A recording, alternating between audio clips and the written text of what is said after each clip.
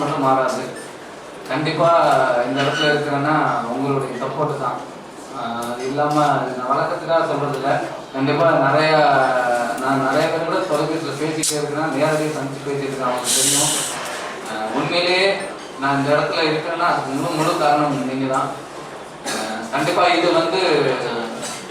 மைனாக்கு அப்புறம் நீங்கள் நிறையா சில நண்பர்கள் நிறையா சொல்லியிருக்கீங்க என்னென்னா அடுத்து ஒரு நல்ல இயல்பான கதையை தேர்ந்தெடு, இயல்பான படம் பண்ண அப்படின்னு.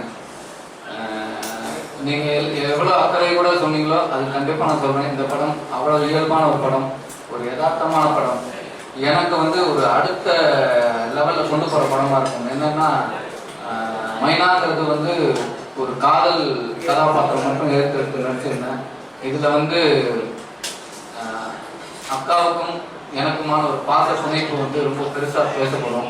அதே மாதிரி தங்கைக்கும் எனக்குமான ஒரு பாச பிணைப்பு. இந்த ஒரு உறவு எனக்கு முதல் படம் அந்த மாதிரி விஷயங்கள் பண்ணுறது.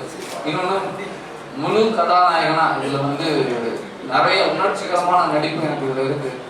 செகண்ட் ஹாஃபில் அது ரொம்ப நல்லா பண்ணியிருக்கேன்னு எல்லாம் சொல்கிறாங்க. அது மெயின் எனக்கு டேரக்டர் திருப்திப்படுத்தேன். டேரக்டர் ரொம்ப பிடிச்சிருக்குனாங்க.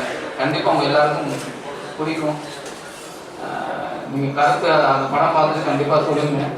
உங்கள் ஆதரவு எனக்கு தேவை. ரொம்ப நன்றி.